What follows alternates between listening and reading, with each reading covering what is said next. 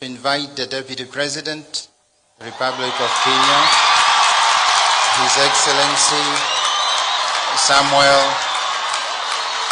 Mwai Ruto, to also convey his remarks. Wananchi tunawaomba tuweze kutulia kwa heshima ya baba yetu. Your Excellency, the Deputy President. Thank you very much, Bishop. Mheshimiwa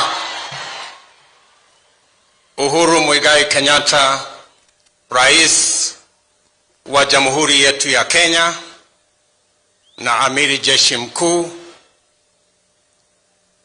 Mama Margaret Kenyatta, mama wetu wa taifa, familia ya rais wetu wa tatu,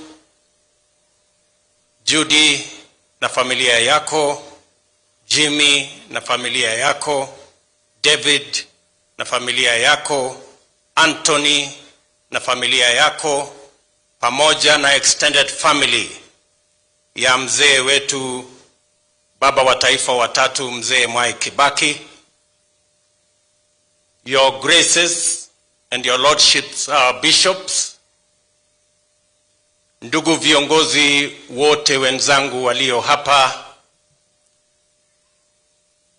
arata Mwai wa Kibaki Moriega,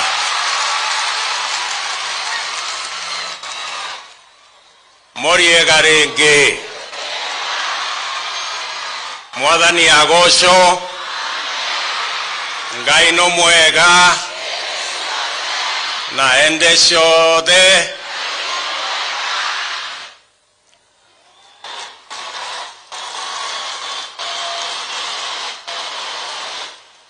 Mheshimiwa Rais, tumekuja hapa wewe ukituongoza kama kiongozi wetu wa taifa, tuje tufariji familia ya rais wetu wa tatu. Mheshimiwa Mwai Kibaki alikuwa baba wa taifa na alikuwa baba ya watu wengi mbali na familia yake. And in a very special way, I want to thank the Mwai Kibaki family for agreeing to share your father with the rest of us who came to know him. We are truly grateful. Mwai Kibaki was a father to you, but he also became a father to many other Kenyans. We have come here to mourn his demise, but to also celebrate him as a father of the nation of Kenya. To the people of Thongori and Othaya, thank you very much for bringing up a great Kenyan who today we are celebrating. Tunawashukuru sana. Mzee baba wetu Mwai Kibaki kutoka hapa Thongori hapa Othaya, katika kijiji ambacho ni kama ile ya Bethlehemu ya Yesu ambaye haikuwa inajulikana sana, lakini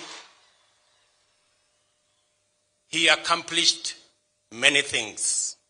From here, he became a great scholar, he became a great economist, he became a great leader, and of course, a great president and a father of the nation. If there is a demonstration of bottom up, we can learn from Mwai Kibaki.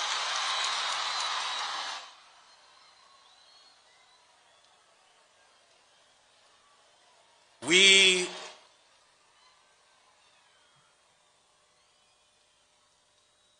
must, inspired by President Mwai Kibaki, we must keep the doors of opportunity for many more children in this village and in other villages of Kenya, inspired by Mwai Kibaki, that they too can be great in their nation if they work hard and if they pray.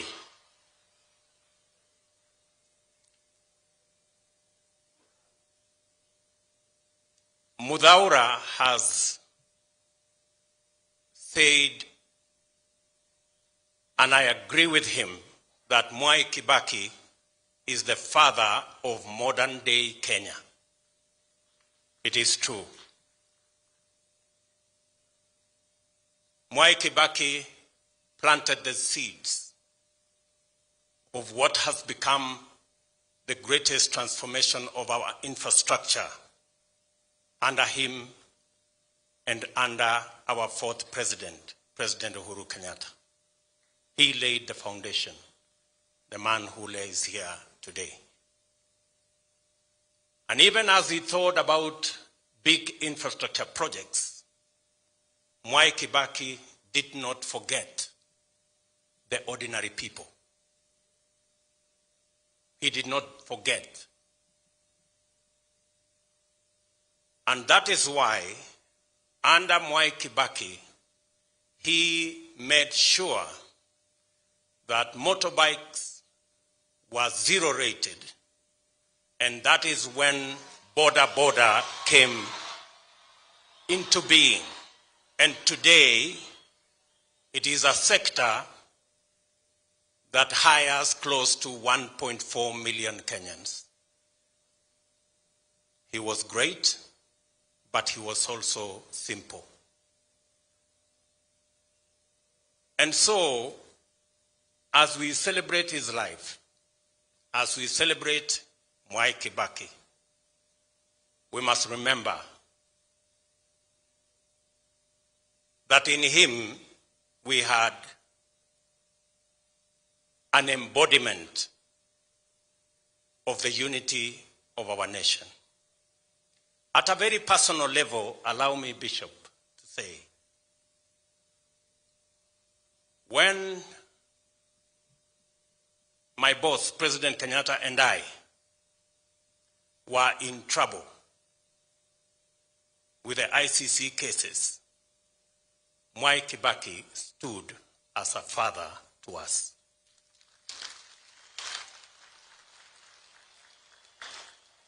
At a very personal level again, when I became his Minister for Agriculture, and me and my peers, Romano Kiome, went to see him about the challenges we were having in fertilizer, which had gone up to about 5,000 shillings a 50-kilogram bag.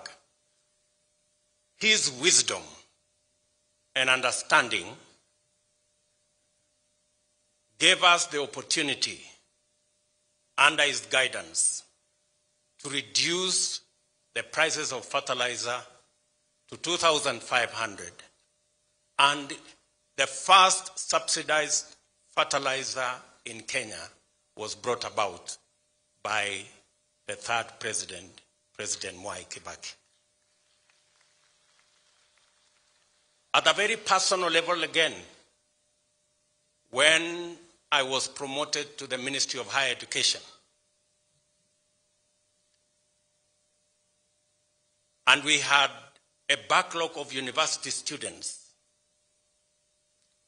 under his guidance again, we managed to have another double intake that henceforth removed the backlog that students had to wait for at least 2 years to be able to go to university after they complete their Form 4. And finally, as Muthaura has said, under President Kibaki's guidance, My peers at the Ministry of Higher Education, Professor Kiamba and I, under his guidance, we started to roll out the Tibet program that President Uhuru Kenyatta has built upon, and that is why we have close to 200 Tibet institutes across the country. So, at a very personal level, I can attest, and I am a witness, and I can bear testimony that Mwai Kibaki is the father of modern day Kenya. And therefore, it is befitting that we celebrate his life and we learn lessons from him. And I think a befitting send-off to all of us as we celebrate the third president of Kenya is for us to go into this election and make sure that election will be peaceful and that it won't be necessary for us to have a handshake, that the election will be peaceful. I think we owe it to President Mwai Kibaki as we send him off. From my wife Rachel and children to Mzee Mwai Kibaki and his family, fare thee well. May his soul rest in eternal peace. Thank you very much. Thank you very much. Allow me one minute, Bishop. In our midst, we have many leaders. Let me ask all the MCAs to stand up. Asante sana. Thank you very much. A clap for the MCAs. Let me request all members of parliament to stand up. Wale wote waliokuja. Asante sana waheshimiwa kwa kuja ili tuweze kusindikiza mzee wetu. Let me request all the senators to stand up so that we can recognize you. Thank you very much. Those are our senators who came to bid farewell. Let me request all the governors and deputy governors to stand up so that we can recognize you. Tuwapigie makofi. Asante sana. In our midst also we have our former Vice President Musalia Mudavadi, and we have our former Vice President Kalonzo Musyoka in our midst. Thank you very much, my brother. And I don't know whether we have Mzee Mudi Awori, who was also a Vice President to Mwai Kibaki. He was there yesterday. Thank you very much. I thought of recognizing those leaders. Asante sana. Thank you. Maybe at the same breath, may we recognize the speakers of the National Assembly and the Senate. Thank you. May we also recognize the judiciary represented here by Lady Justice Koome. Thank you.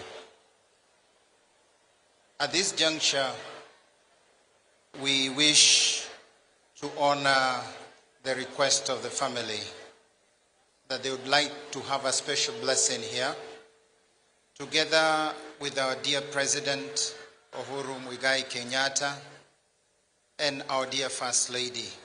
So I'll kindly request that the family, the immediate family, come nearby and request Bishop Peter Kihara to lead that prayer over the family. I request the choir to sing just one stanza to give a chance for the family, and then we invite His Excellency the President before we invite him for the final remarks and condoling message to the family. One stanza, please, choir. Your Excellency the President, you can wait until they set themselves up.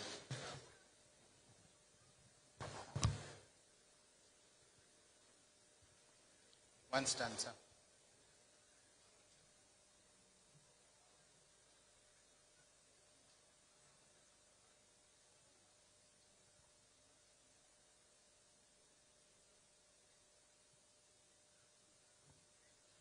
At this juncture, we will ask all to be seated.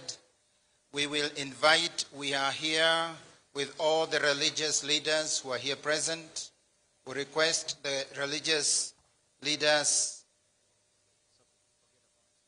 we request all the religious leaders to stand up, both those who are here from the various religions and faiths.